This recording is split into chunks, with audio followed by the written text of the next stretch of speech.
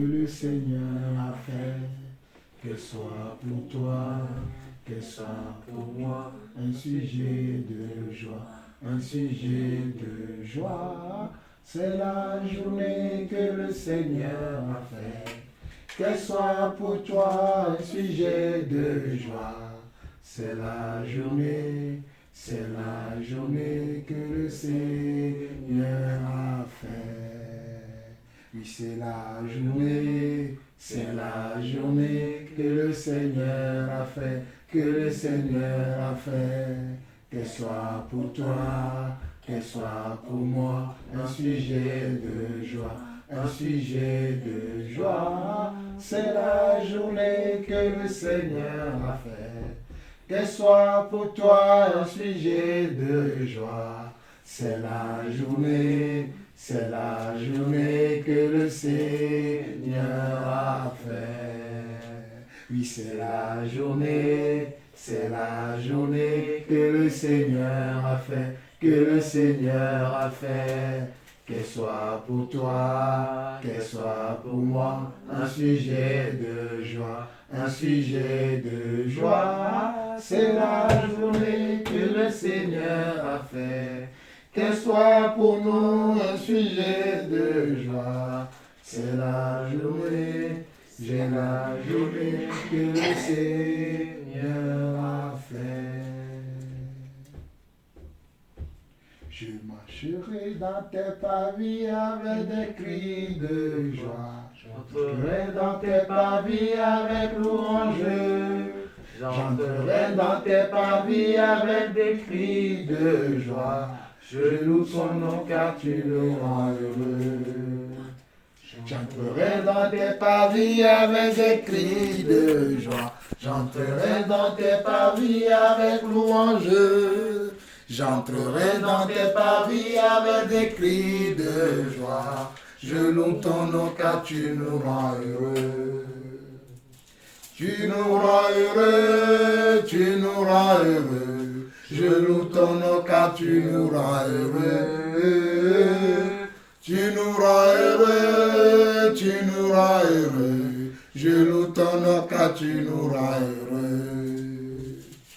Tu nous rends heureux, tu nous rends heureux. Je loue ton nom car tu nous rends heureux. Tu nous rends heureux, tu nous rends heureux. Je loue ton nom car tu nous rends heureux. J'entrerai dans tes pavis avec des cris de joie. J'entrerai dans tes pavis avec louanges. J'entrerai dans tes pavis avec des cris de joie. Je loue ton nom car tu nous rends heureux. Tu nous rends heureux, tu nous rends heureux. Je loue ton nom car tu nous rends heureux. Tu nous rends heureux, tu nous rends heureux. Je loue ton nom car tu nous rends heureux. Tu nous rends heureux, tu nous rends heureux. Je loue ton nom car tu nous rends heureux. Tu nous rends heureux, tu nous rends heureux. Je loue ton nom car tu nous rends heureux. J'entrerai dans tes pavis avec des cris de joie. J'entrerai dans tes pavis avec louange. Alléluia. J'entrerai dans tes Pavis avec des cris de joie. Je loue ton nom car tu nous rends heureux. Tu nous rends heureux, tu nous rends heureux. Je loue ton nom car tu nous rends heureux. Tu nous rends heureux, tu nous rends heureux. Je loue ton nom car tu nous rends heureux. Oh, tu nous rends heureux, tu nous rends heureux. Je loue ton nom car tu nous rends heureux. Oh, tu nous rends heureux, tu nous rends heureux. Je loue ton nom car tu nous rends heureux. Oh, tu nous rends heureux, tu nous rends heureux. Je loue ton nom car tu nous rends heureux. Tu nous rends heureux, tu nous rends heureux. Je loue ton nom car tu nous rends heureux. Oh, tu nous donnes la joie, tu nous donnes la joie. Je loue ton nom car tu nous donnes la joie. Oh, tu nous donnes la joie, tu nous donnes la joie. Je loue ton nom car tu nous donnes la joie. Je loue ton nom car tu nous donnes la joie. Oui, tu nous donnes la paix, tu nous donnes la paix. Je loue ton nom car tu nous donnes la paix. Oh, tu nous donnes la paix, tu nous donnes la paix. Je loue ton nom car tu nous donnes la paix. Oui, tu nous donnes la paix, tu nous donnes la paix. Je loue ton nom car tu nous donnes la paix. Oh, tu nous donnes la paix, tu nous donnes la paix. Je loue ton nom car tu nous donnes la paix.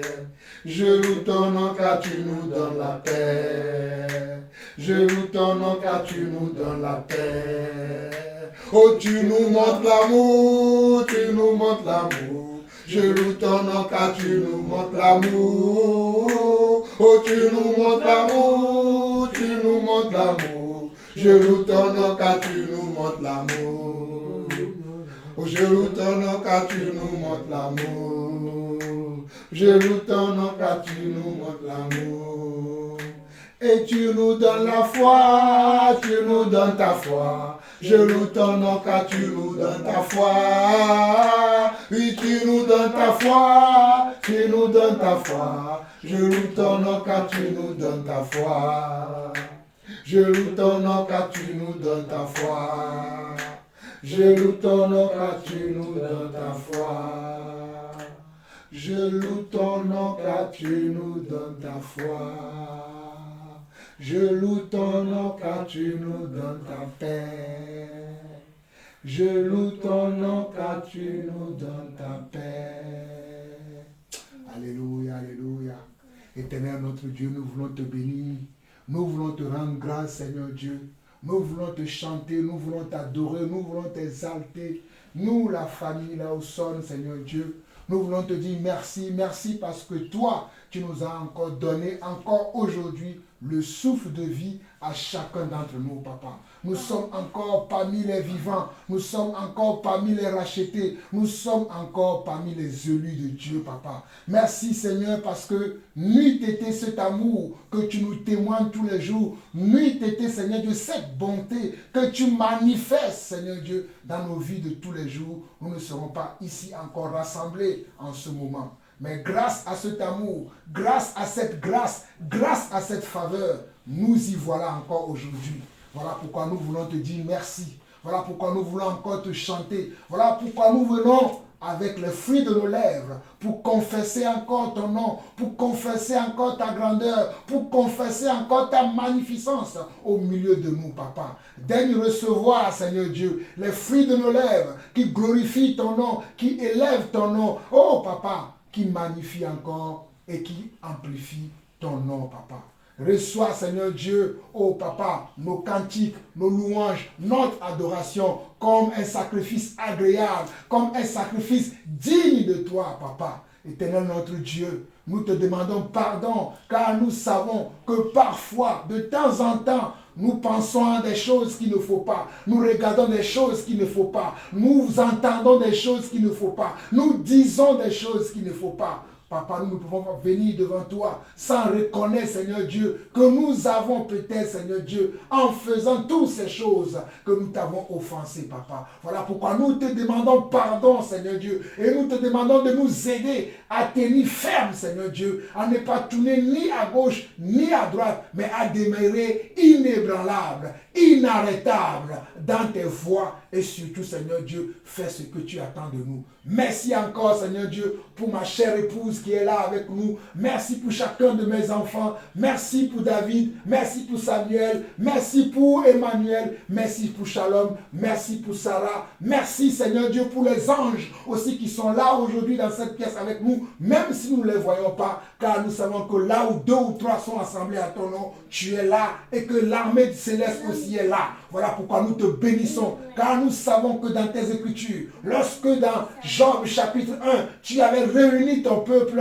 nous savons que l'ennemi aussi était là. Et Seigneur Dieu, je prie maintenant que tout ce que nous allons partager, tout ce que nous allons faire, durant ce moment de partage, que l'ennemi ne vienne pas voler la sémence que tu vas s'aimer dans le cœur de chacun d'entre nous, que l'ennemi ne vienne pas arracher ce que tu vas faire, et peut-être même nous-mêmes, quand nous allons rencontrer des difficultés, des épreuves dans la vie, que nous demeurions toujours inébranlables, inarrêtables dans tes voies. Père, béni sois-tu encore pour ce moment. Je laisse maintenant la place à quelqu'un d'autre de prendre la relève, peut-être pour te glorifier encore, pour prier ou pour chanter encore. C'est au nom de ton Fils, notre Seigneur, Yeshua Mashiach, que nous avons ainsi prié. Amen. Amen. Nous venons avec joie dans ta présence.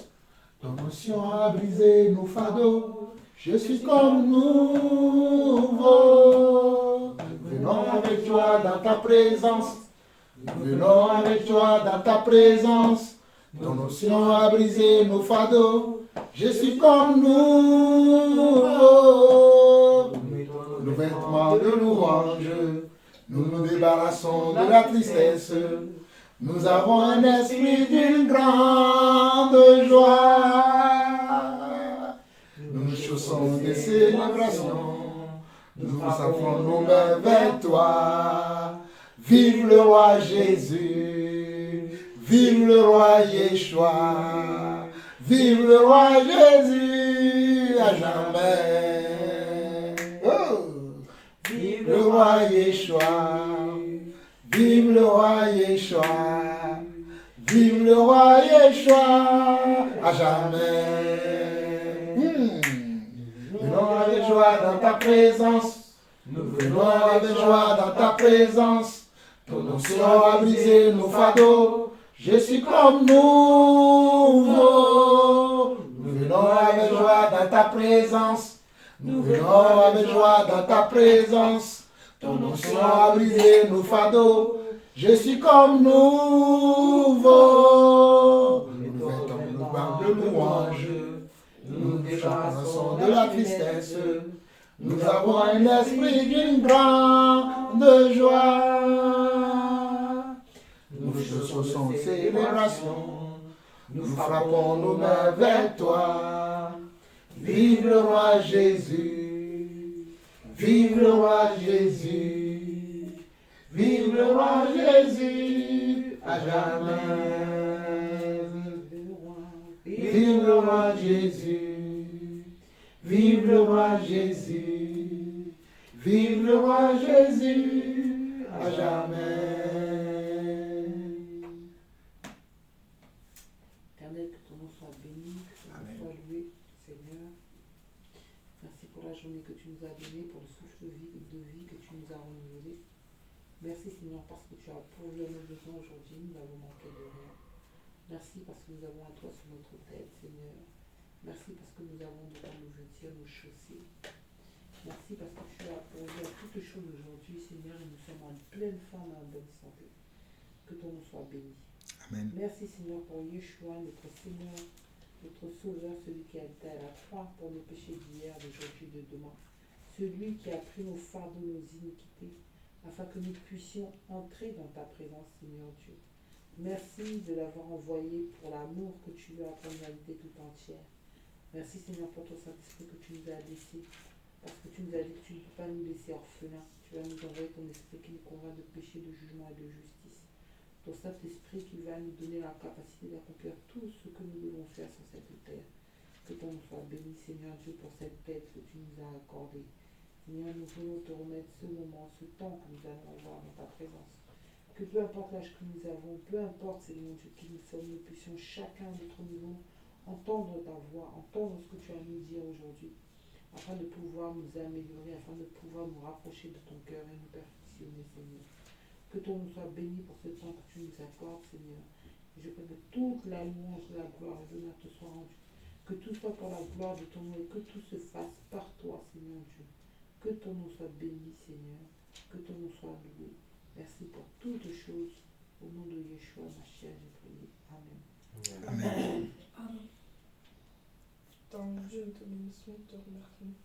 Pour ce fidèle et pour ce lien de notre Père. Merci parce que cette journée, c'est toi qui suis. Merci parce que personne n'est malade. prendre la parole rapidement. On ne va pas être long, on va être bref, mais on va être efficace. C'est toujours dans la continuité de ce que nous avons vu la dernière fois. Normalement, je devais partager 1 Roi 15 et 16 avec vous, mais comme c'est long, et c'est un enseignement que j'ai prévu faire bientôt, mais il y a un verset que je devais lire aussi dans le Nouveau Testament, mais qui est court, qui collabore avec ce que je vais partager à travers 1 Roi 15 et 16. Je vais lire avec vous, on va regarder dans 2 Corinthiens chapitre 6.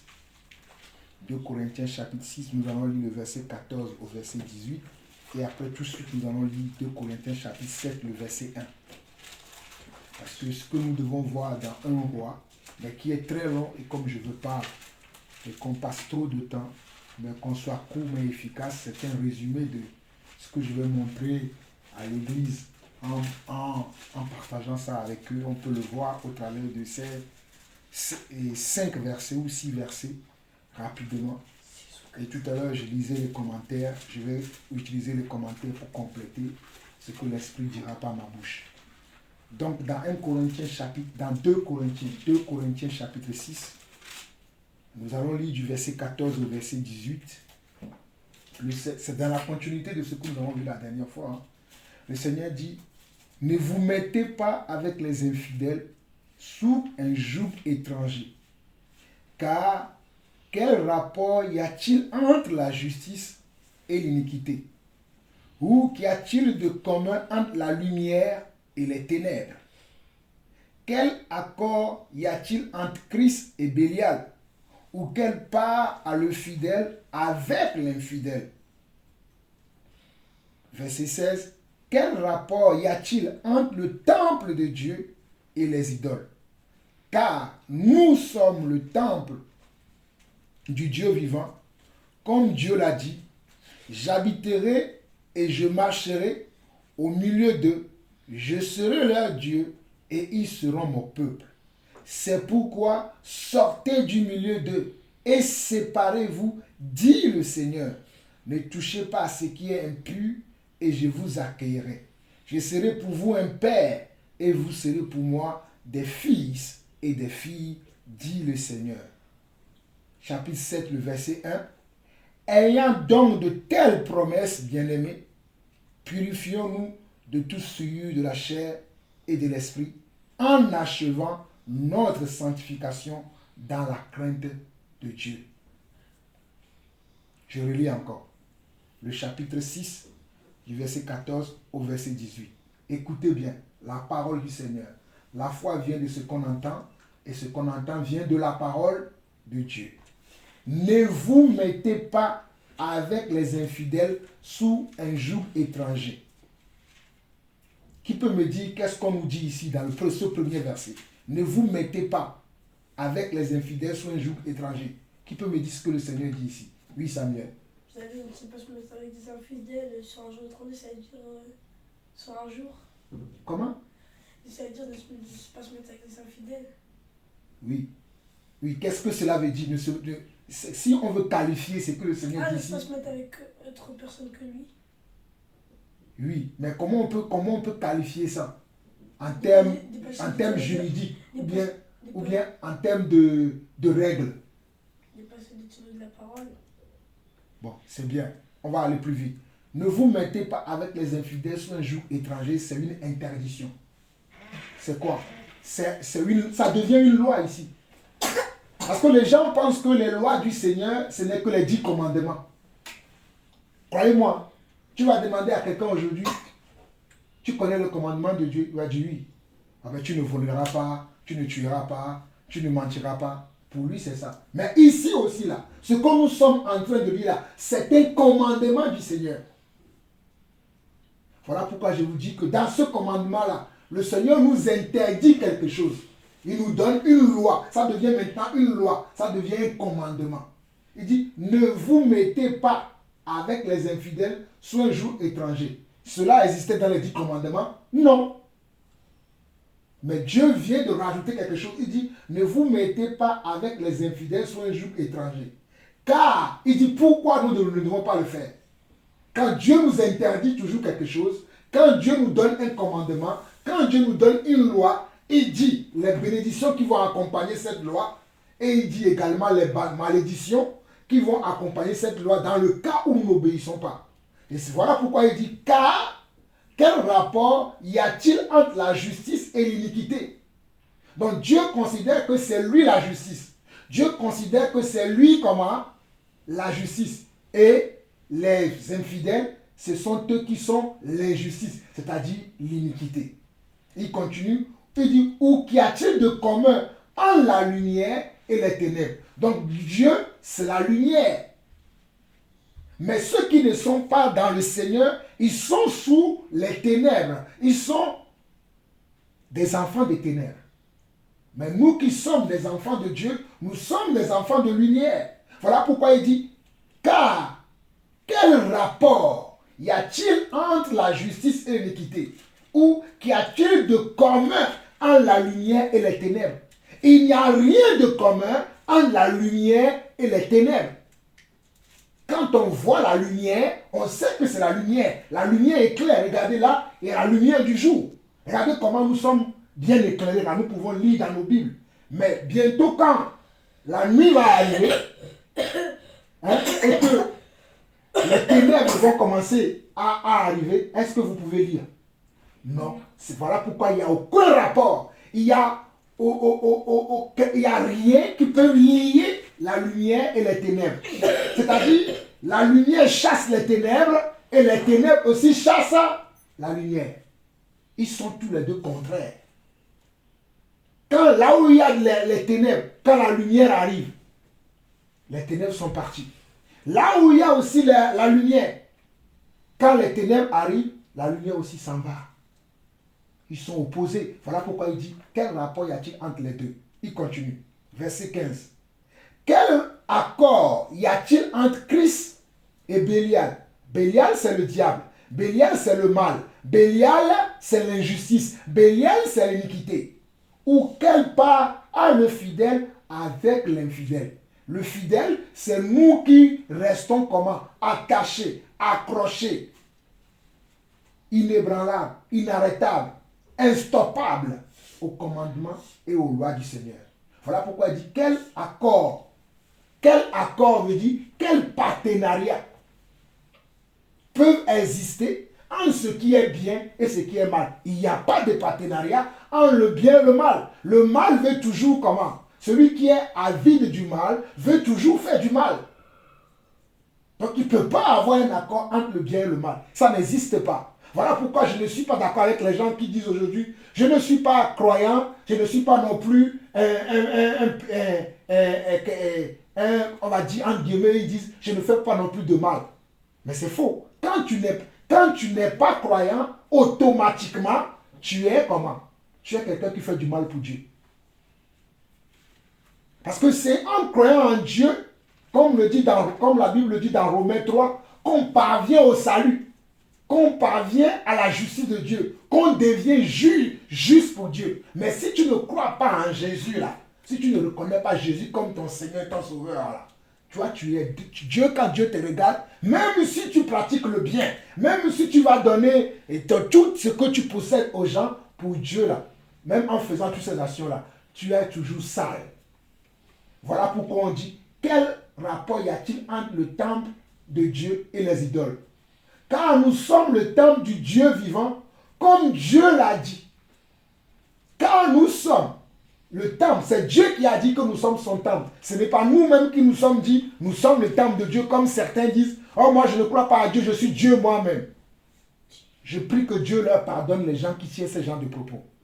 Parce que Dieu dit, car nous sommes le temple du Dieu vivant, comme Dieu l'a dit, j'habiterai et je marcherai au milieu d'eux. J'habiterai et je marcherai au milieu d'eux là. Certains idolâtres, certains gens qui ne comprennent pas la parole, ils pensent que Dieu va descendre du ciel comme ça, il va venir sur la terre, habiter au milieu de nous comme vous me voyez au milieu de vous là.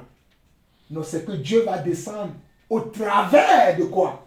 De son esprit, pour habiter au milieu de nous. Dieu va descendre au travers de sa parole. Dieu va descendre au travers de ce commandement pour nous habiter Dieu habite au milieu de nous au travers de sa parole, au travers de son esprit. Voilà pourquoi il a dit dans Matthieu chapitre 20, Matthieu chapitre 15, que, surtout Matthieu chapitre 18 plutôt, que là où 2 ou 3 sont assemblés à mon nom, je suis au milieu d'eux. S'assembler au nom du Seigneur, c'est-à-dire on s'assemble au nom de la parole. On s'assemble au nom de la vérité. On ne s'assemble pas au nom de nos ethnies. La preuve, maman est camerounaise, moi je suis togolaise. On est même devenu français. On a 3 nationalités. Quelle culture nous avons choisi dans tout ça? Vous voyez? Donc ça n'a rien à voir avec la nationalité. Ça n'a rien à voir avec nos origines. Mais ça a à voir avec d'où nous venons. Et nous venons du ciel. Voilà pourquoi Dieu dit, j'habiterai et je marcherai du milieu d'eux, je serai leur Dieu et ils seront mon peuple. Et verset 17, regardez encore, verset 17, il confirme encore ce qu'il a dit déjà au verset 14. Verset 17, il dit, c'est pourquoi sortez du milieu d'eux et séparez-vous, dit le Seigneur. Ne touchez pas à ce qui est impur et je vous accueillerai. Je serai pour vous un père et vous serez pour moi des fils et des filles, dit le Seigneur Dieu Tout-Puissant. Vous voyez? Le Seigneur Tout-Puissant, il dit que nous devons nous séparer de ce qui est impur. Ce qui est impur, c'est le mensonge. Ce qui est impur, c'est l'hypocrisie. Ce qui est impur, c'est l'orgueil de la vie. Ce qui est impur, c'est de dire je crois en Dieu, mais on te voit encore dans les temples des idoles. Tu es en train d'adorer les idoles qui n'ont ni tête, qui n'ont ni yeux, qui n'ont ni bouche, qui n'ont ni oreille pour entendre. Tu es en train de les adorer. Moi, je ne comprends pas comment quelqu'un peut venir s'asseoir devant. Et puis, en tout cas, Seigneur, merci pour la grâce que tu m'as fait. Peut-être moi, je prends ça pour un acquis. Mais je ne comprends pas comment quelqu'un peut venir s'agenouiller devant une statuette qui n'a ni oreille, ni yeux. Bon, c'est vrai que quand on les dessine, ils ont les yeux, ils ont tout ça. Mais ils ne t'entendent pas. Alors que nous, quand nous prions, nous entendons Dieu nous répondre. Des fois, même Dieu nous parle, nous entendons la voix de Dieu. Même si vous êtes petit, si vous regardez bien dans votre conscience, parce que la Bible dit que Dieu a placé sa conscience dans tout le corps de l'être humain. Il n'y a aucun être humain qui ne peut dire qu'il n'entend jamais la voix de Dieu. Parce qu'on l'attend dans notre conscience. Il faut être habitué à entendre cette voix-là pour savoir que quand j'entends cette voix, c'est un être suprême au-dessus de moi qui est en train de me parler. Quand les gens n'ont pas cultivé cette partie de leurs esprits, ils ne vont pas comprendre ce que nous sommes en train de dire. Nous allons paraître pour eux comme des extraterrestres, mais nous sommes en train de dire la vérité. Ne dormez pas. Verset 14, bien. Verset 14 de la parole que nous disons. Il nous reste que 10 minutes. Hein. On a presque fini. Mais ne dormez pas. On dit, ne vous mettez pas avec les infidèles sous un joug étranger. Ne vous mettez pas avec les infidèles. Nous avons déterminé que les infidèles, ce sont ceux qui ne croient pas en Dieu. Nous déterminons encore que les infidèles, ce sont ceux qui n'acceptent pas la parole de Dieu. Les infidèles, ce sont ceux qui ne veulent pas se soumettre aux commandements, aux valeurs, aux préceptes, aux lois divines. Pour eux, ils ont une autre loi. Ils ont une autre façon de faire. Ils ont une autre méthode de vie. Mais ce n'est pas la même chose pour nous. Et le verset 17 confirme encore. Il dit, c'est pourquoi, après que Dieu a expliqué, à partir de la deuxième phrase, du verset 14 jusqu'au verset 16, en nous disant, quel rapport y a-t-il entre la justice et l'iniquité? Ou qu'y a-t-il de commun entre la lumière et les ténèbres? Quel accord y a-t-il entre Christ et Bélial? Ou quelle part a le fidèle avec l'infidèle? Quel rapport y a-t-il entre le temple de Dieu et les idoles? Car nous sommes le temple du Dieu. Comme Dieu l'a dit, j'habiterai et je marcherai au milieu d'eux, je serai leur Dieu et ils seront mon peuple. Voilà pourquoi au verset 17, il confirme encore ce qu'il a dit au verset 14 en disant, c'est pourquoi sortez du milieu d'eux et séparez-vous. C'est pourquoi sortez du milieu d'eux veut dire, ne vous assimilez pas à eux. Ne vous comparez pas à eux. Ne soyez pas comme eux. C'est ça, sortez du milieu d'eux. Ne vous assimilez pas à eux. Ne soyez pas comme eux. Ne faites pas des choses comme eux. Ne parlez pas comme eux. N'agissez pas comme eux. Vous soyez différents. C'est là où beaucoup de soi-disant chrétiens, soi-disant croyants aujourd'hui ont beaucoup de difficultés à faire la différence. Et quand toi, tu te forces à faire la différence, on va te donner un nom, un pseudonyme. Oh, comme une chanson que dans le monde qu'on chante aujourd'hui. Pour ceux qui croient qu'ils sont... Attendez, je vais redonner une parole de cette chanson-là. Pour les enfants de Dieu qui croient qu'ils sont aussi parfaits, créez votre monde. On crée même une chanson pour se moquer de nous, les enfants de Dieu. Créez votre monde. Nous, on est ceci. Ben oui, nous avons créé notre monde. Nous ne croyons pas que nous sommes parfaits. Mais nous croyons que notre Dieu nous a rendus parfaits. Ce n'est pas nous qui disons que nous sommes parfaits, mais notre Dieu qui nous a appelés, lui nous a rendus parfaits. Si cela vous dérange, c'est votre problème. Mais nous le suivons. Vous voyez? Il y a beaucoup de choses que le monde fait aujourd'hui. Même ces gens même qui font ces choses-là, certains se croient même enfants de Dieu, hein, sans savoir que c'est l'ennemi qui les utilise. Voilà pourquoi nous devons faire attention. Voilà pourquoi il dit, c'est pourquoi sortez du milieu d'eux et séparez-vous, dit le Seigneur. Ne touchez pas à ce qui est impur. Aujourd'hui, pour être apprécié, même si tu es enfant de Dieu, tu dois faire des conneries comme les gens du monde pour dire, ah oui, voilà, il est chrétien, mais lui aussi il fait ça. Mon ami, il n'y a pas, on vous dit, séparez-vous. Séparez-vous veut dire, ne copiez pas leur façon de faire. Ne copiez pas leur manière de faire. Ne les ressemblez pas. Quand on sépare quelque chose de quelque chose, est-ce que vous voyez là le mot que le Seigneur a utilisé? Séparez-vous. Quand deux personnes se battent, quand on les sépare, ils peuvent encore se battre? Non. Quand deux choses se touchent, comme nos deux Bibles là, si je les sépare, est-ce qu'ils vont encore se toucher? Non. Voilà. Donc comprenez, quand Dieu dit que nous devons nous séparer corps, âme et esprit. D'abord, la séparation va se passer dans la tête, c'est-à-dire dans notre conscience, dans notre esprit. Puis, elle va se refléter par notre corps, dans notre habitude, dans notre façon de faire. Et s'il faut quitter même un endroit, on quitte cet endroit parce que cet endroit-là n'est pas bon pour nous. Puisque dans 1 Corinthiens chapitre 15, il est dit également que les mauvaises compagnies corrompent les bonnes mœurs.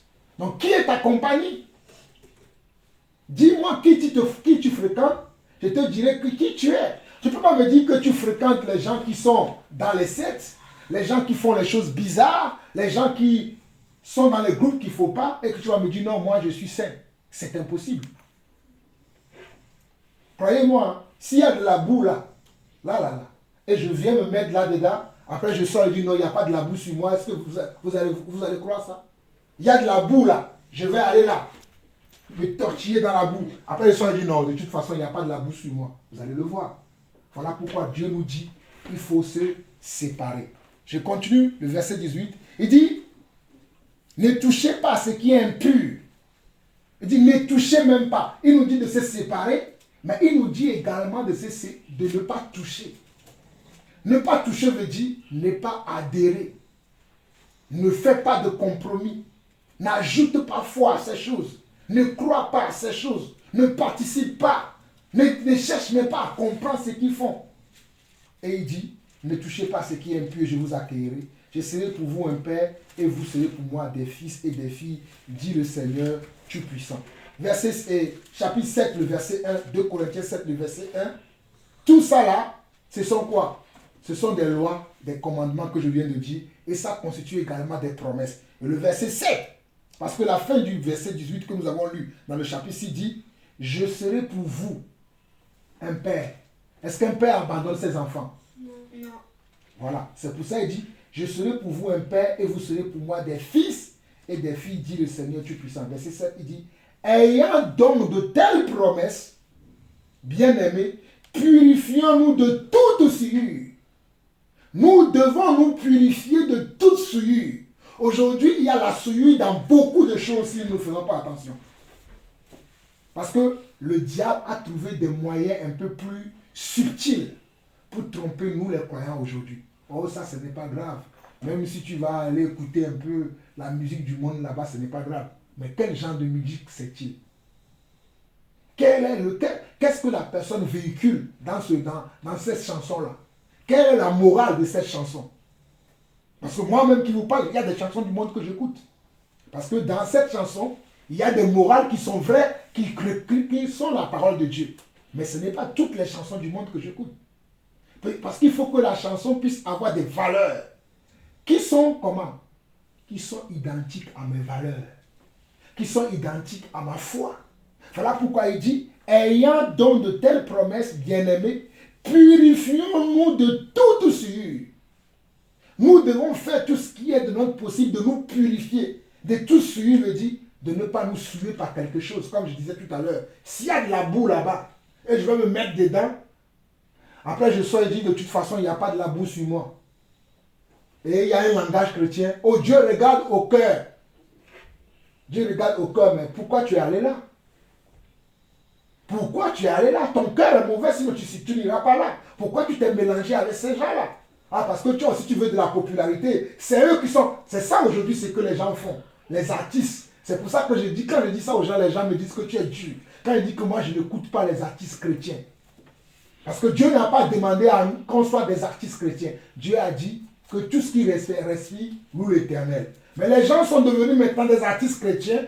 Eux-mêmes, ils appellent ça du gospel. Et je vois maintenant les artistes chrétiens là, qui font des featuring avec les gens, les artistes du monde, parce que c'est eux qui sont populaires.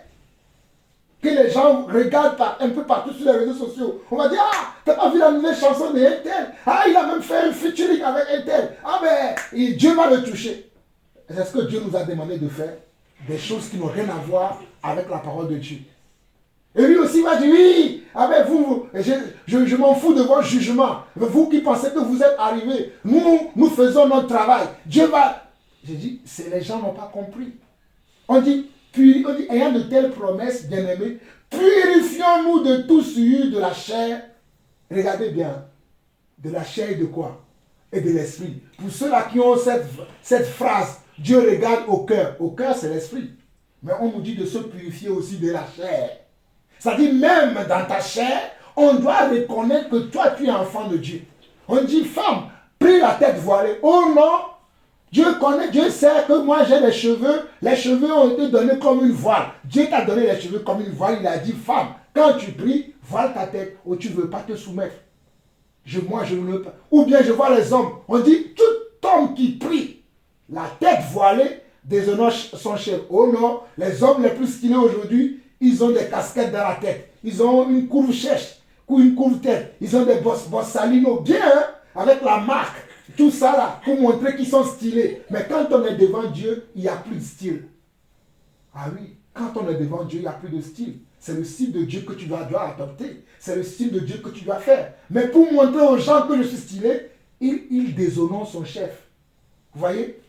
Bref, ce sont quelques petits exemples. Donc, on nous dit, ayant donc de telles promesses, bien-aimés, purifions-nous de tout souillure de la chair et de l'esprit, en achevant quoi? Non sanctification, dans quoi? Dans la crainte de Dieu.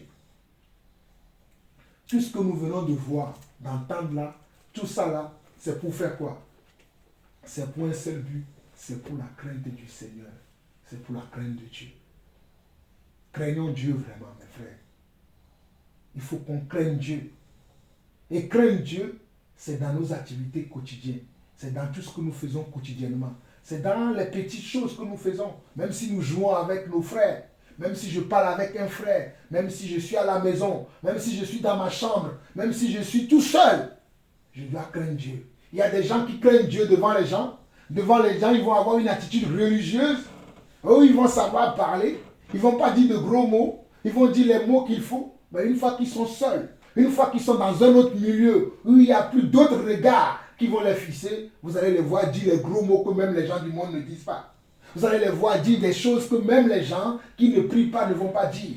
Alors qu'on nous dit, 2 Corinthiens 7, verset 1, ayant donc de telles promesses, bien-aimés, purifions-nous de tout souillure de la chair et de l'esprit, en achevant notre sanctification dans la crainte de Dieu.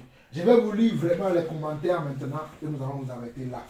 Les commentaires dans ma Bible est écrit, on nous dit la séparation dont parle l'Écriture est présentée sous deux aspects. Premier aspect, séparation de tout ce qui est contraire à la pensée divine. Première séparation veut dire, quand Dieu dit séparez-vous, la séparation, pardonnez-moi, c'est tout ce qui est contraire à la pensée divine. Deuxième, séparation pour Dieu lui-même. La deuxième, c'est séparation pour Dieu lui-même. On se sépare pour Dieu lui-même. Ok. On nous dit, sur le plan moral, c'est là un principe fondamental, car il est impossible à Dieu de bénir pleinement et d'employer ses enfants s'ils vivent dans le compromis ou dans la complicité avec le mal. Et je trouve que ce qu'il dit, c'est vrai. Regardez bien, sur le plan moral, j'ai dit tout à l'heure qu'il y a des choses que j'écoute moralement, ça correspond à ma foi. Ah, je peux dire, et des fois j'écoute des gens qui sont des intellectuels, qui tiennent certains propos, je dis, ah, ça, cette pensée-là, ça c'est un pensée qui vient de Dieu. Ça, je peux le prendre. Pourtant, ce n'est pas incroyable. C'est pour ça qu'on dit, sur le plan moral, c'est là un principe fondamental. Car il est impossible à Dieu de bénir pleinement et d'employer ses enfants s'ils vivent dans le compromis ou dans la complicité avec le mal. La séparation d'avec le mal implique, deux points, regardez ce qu'ils disent. La séparation d'avec le mal implique, deux points, une séparation d'avec les désirs de la chair, les motifs et les actes conformes au monde dont le sens moral est perverti. Vous avez vu? Je relis encore. Une séparation d'avec les désirs. Bon, je vais lire la signification idiote. La séparation avec le mal implique, petit a, une séparation d'avec les désirs charnels, les motifs et les actes conformes au monde dont le sens moral est perverti. Petit b, une séparation avec les faux docteurs que l'Écriture désigne comme des vases d'un usage vil. Donc on doit se séparer aussi des faux docteurs. Les faux docteurs, c'est ceux qui font semblant d'être les vrais docteurs, d'être les vrais serviteurs de Dieu. Et il dit, petit 3, la séparation d'avec le mal n'implique pas une absence de contact avec le mal qui règne dans le monde. Je vais relire. Il dit, la séparation d'avec le mal n'implique pas une absence de contact avec le mal qui règne dans le monde ou qui s'est infiltré dans l'Église, mais le refus de toute complicité ou conformité avec lui. Est-ce que vous avez compris? Moi, j'aime bien ce commentaire. Regardez bien. Il dit, la séparation d'avec le mal n'implique pas une absence de contact avec le mal. Je peux être dans un endroit, je donne un exemple, je peux être dans un endroit, je vois quelqu'un qui vient dire de gros mots. Est-ce que je vais l'approuver? Non. Donc je ne suis pas en contact. Je suis là où il y a le gros mot a été dit, mais je désapprouve ça. Je refuse ça. Je suis dans un endroit, on est là, à dire des commérages sur un frère, sur une soeur, sur quelqu'un, sur même mon prof, sur même un collègue de travail, sur même un ami. Je ne donne pas mon approbation. Parce que, je le savais, on ne peut pas diriger les pensées des gens. Mais nous pouvons diriger nos propres pensées.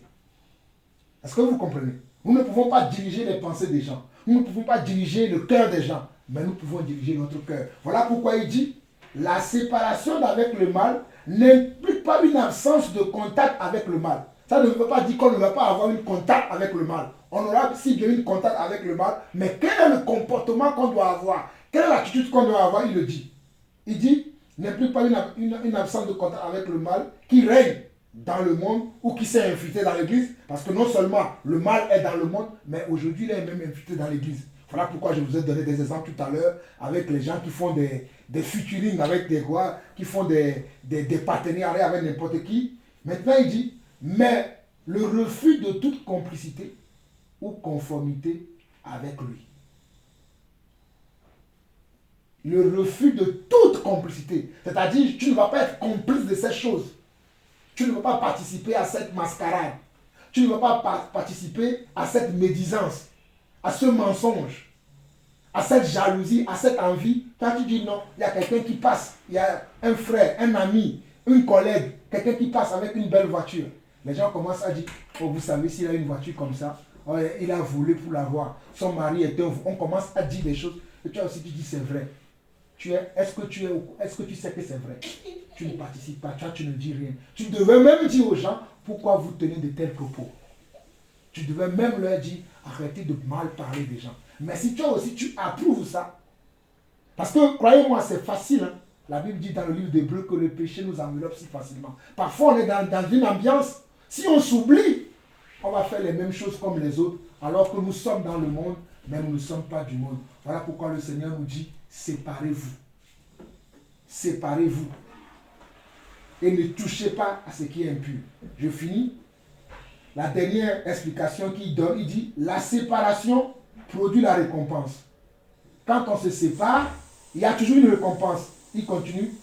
Elle est la manifestation de notre filiation avec Dieu. Elle permet une communion et une adoration sans ombre et un service fructueux. Par contre, la conformité au monde entraîne non seulement la perte du salut, mais la perte de ses privilèges. Ici, comme en toute chose, Christ est notre modèle. Ici sur la terre. Et comme en toute chose, Christ ou Yeshua ou Jésus-Christ doit être notre modèle. Il était saint, il était innocent, il était sans tache, il était séparé des pécheurs et pourtant, il était en contact avec eux pour faire quoi? Pour les sauver. Mais spirituellement, quand Jésus était... Je relis cette phrase. J'aime beaucoup cette phrase. Il dit, ici comme en toute chose, ici quand on dit là, ça veut dire ici bas sur terre, comme en toute chose, Christ doit être notre modèle. Car Christ était saint. Est-ce que c'est vrai? Oui. Il était innocent. Est-ce que c'est vrai? Oui. Il était sans tache. Est-ce que c'est vrai? Oui. Séparé des pécheurs. Oui, il était séparé des pécheurs.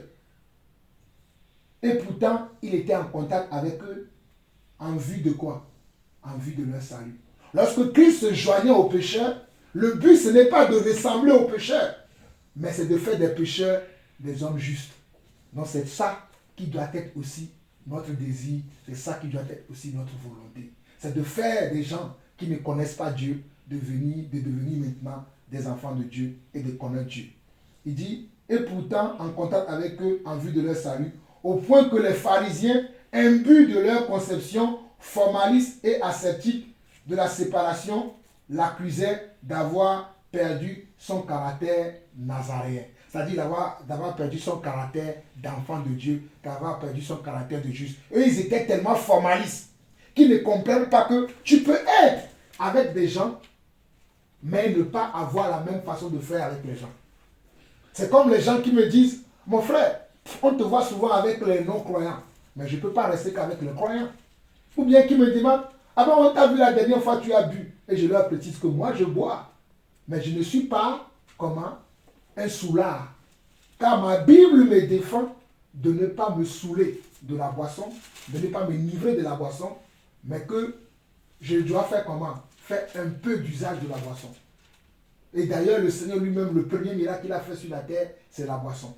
Mais souvent, les gens qui sont irréligieux, ou bien les gens qui ne comprennent pas la pensée de Dieu, dès qu'ils te voient dans certaines situations, ils veulent te coller une étiquette. Ils veulent te dire, tu fais tout ça là, mais regarde, puis après. Comme ici aussi, le commentaire nous parle des pharisiens. Je relis encore cette quatrième partie et nous arrêtons là. La séparation produit la récompense. Elle est la manifestation de notre filiation divine. Elle permet une communion et une adoration sans ombre et un service fructueux. Un service fructueux veut dire un service bénéfique, un service rempli de beaucoup de bénédictions.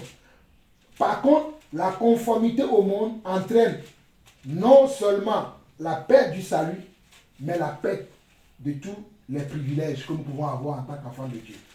Ici, comme en toutes choses, Christ est notre modèle. Il était saint, innocent, sans tache, séparé des pécheurs et pourtant en contact avec eux en vue de leur salut, au point que les pharisiens, imbus de leur conception formaliste et ascétique de la séparation, l'accusaient d'avoir perdu son caractère nazaréen. Nous arrêtons là. Est-ce que vous avez compris? Est-ce que vous avez compris? Oui. Est-ce que vous comprenez que nous devons nous séparer? Est-ce que vous comprenez que nous ne devons pas toucher à ce qui est impur? Est-ce que vous comprenez que nous sommes un peuple saint et que nous appartenons à Dieu et que Dieu habite en nous? Il ne veut pas nous voir nous mélanger avec les autres. Et que vous ne devez pas être comment? Des hypocrites qui, lorsque nous sommes comme ça, là, vous dites oui, oui, oui. Mais quand vous êtes dehors, à l'école, au travail, là où il n'y a plus les frères, est-ce que vous appliquez la parole de Dieu? Est-ce que vous adoptez le chrétien ou bien le croyant que vous êtes? Est-ce que vous l'adoptez là où il n'y a pas les regards sur vous? Dieu sait.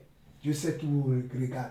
Voilà pourquoi on nous dit, ayant de telles promesses, purifions-nous de tout souillure de la chair et de l'esprit, et comment? Et grandissons dans la crainte du Seigneur. Nous avons fini, nous allons dire encore un mot de prière et nous nous arrêtons. Éternel notre Dieu, nous te bénissons, nous te rendons toute la gloire. Merci encore pour toutes ces paroles que tu viens de nous rappeler. Tu viens de nous rappeler que Seigneur Dieu, ce n'est pas simplement les 10 commandements que nous connaissons qui sont tes lois ou bien qui sont tes principes et tes valeurs, mais que tu as d'autres commandements que tu nous as donnés au travers de ta parole. Et aujourd'hui, tu nous as permis de méditer 2 Corinthiens chapitre 6, le verset 14 au verset 18, et 2 Corinthiens chapitre 7, le verset 1, afin que nous puissions encore rajouter une couche à notre foi, à notre connaissance, à notre sagesse, afin que nous puissions demeurer dans tes voies. Père, nous voulons te demander pardon déjà pour les choses que nous avons faites hier, dans le passé, ne sachant pas que nous sommes un peuple élu, un peuple qui devait se séparer, un peuple qui ne devait pas toucher aux choses impures, mais malheureusement, nous en avons touché, nous nous sommes attachés à ces choses, nous avons donné notre accord, nous avons donné nos mains d'association, mais aujourd'hui, au nom de Jésus, nous refusons, Seigneur Dieu, de participer à toute œuvre ténébreuse, Papa. Nous refusons de nous associer à qui que ce soit qui n'est pas un véritable enfant de Dieu, qui n'est pas un élu du Seigneur. Nous refusons maintenant, Papa. Nous refusons de communier avec eux. Nous refusons de partager avec eux. Nous refusons de nous associer avec eux. Que ce soit les membres de nos familles, que ce soit nos frères et sœurs dans la foi, mais qui sont des faux frères, qui sont des faux sœurs, qui sont des gens, qui sont des faux docteurs au milieu de nous. Nous refusons de nous associer à eux. Car nous voulons nous associer à toi et à toi seul. Car ta parole est une lampe à nos pieds, est une lumière sur nos sentiers. Nous voulons te ressembler corps, âme et esprit. Toi, tu étais sans faute, sans tache, irréprochable. Papa, nous aussi, nous voulons demeurer sans faute, sans tache, irréprochable. Nous savons que tu peux le faire. Voilà pourquoi tu nous as montré encore le moyen de le faire, le moyen de le pratiquer. Nous te demandons maintenant de nous rappeler cette parole. Lorsque nous serons confrontés à ces situations, lorsque nous serons devant des situations vraiment difficiles où nous devons vraiment nous positionner pour toi, que nous puissions nous positionner pour toi sans honte et sans aucune hypocrisie, Papa. Reçois la gloire, l'honneur, la puissance pour des siècles au nom de Yeshua. Nous avons ainsi prié. Amen. Amen. Amen.